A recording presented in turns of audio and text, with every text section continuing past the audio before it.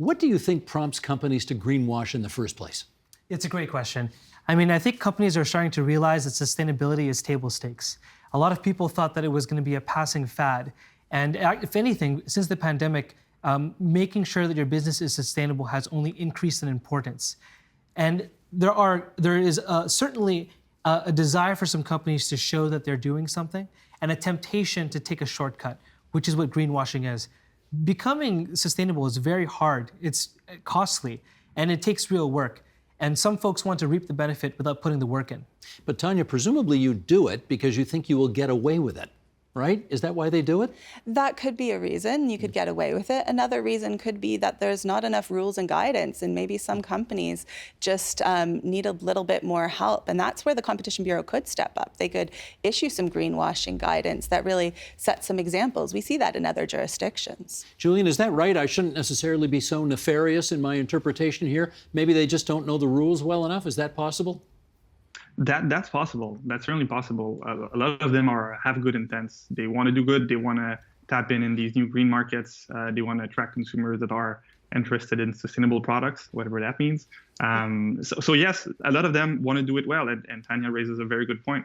There needs to be guidance out there. We heard a lot of companies I've been doing some research on this topic for some time, and many times I heard companies saying, we want to do it well. We're interested in making genuine environmental claims.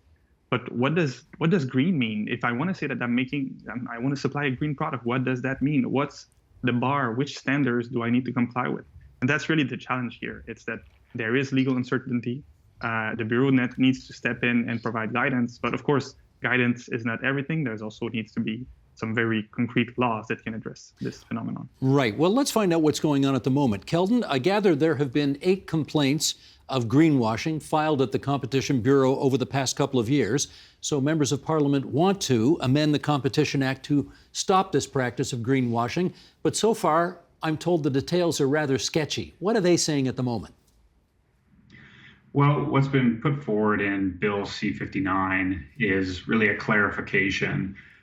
Deceptive marketing practices cases have been brought against greenwashing successfully before, but what C-59 does is it clarifies that greenwashing specifically should be considered a deceptive act.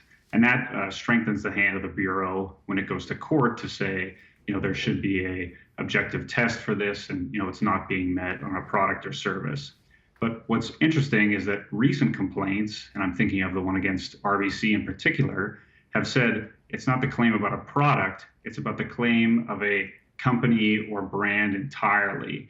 And that really is where the ambiguity is. There hasn't been a case litigated where the question is not the claim of a product, but really an entire company. Keldon, what do you think in terms of, or forgive me, let me go to Tanya on this. What do you think in terms of C-59 and whether it's got the ability to get it done?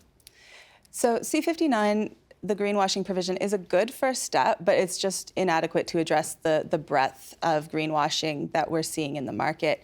C-59 focuses only on product greenwashing, and the majority of greenwashing we see is about brands, is about corporations. Much bigger than just a product. Much bigger than just a product. And so that's where the government really needs to step in and look at the market and see what is happening and make laws that then address that need. Phil, what do you say?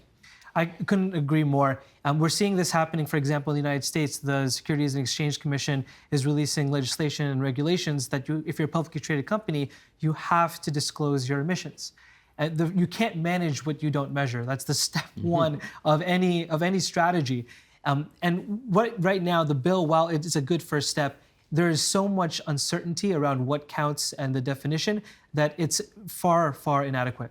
Well, Julian, you see a lot of this, so tell me, what are the most common inappropriate claims that companies that greenwash make? So the most popular categories. And then beware when next time you go to the supermarket, you're going to see some of them, I'm sure. So one big category is the generic claims. Companies using words like green or sustainable, responsible. These words are generic. We don't really know what they mean, so it's very difficult to measure them. So that's one big category of greenwashing. Another big category is selective disclosures.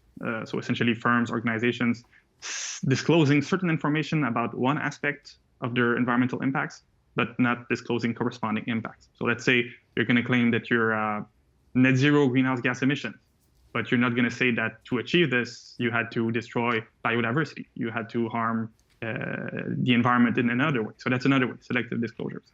That's another very, very common one. Another very common form is just to say things that are false. So you're providing information that is not true, that is not based on science, that is not based on proper tests. Another category is also providing information that's just misleading. So you're going to say things that is theoretically not false, but that is not sufficiently comprehensive or clear to provide the full story. The Agenda with Steve Paikin is made possible through generous philanthropic contributions from viewers like you. Thank you for supporting TVO's journalism.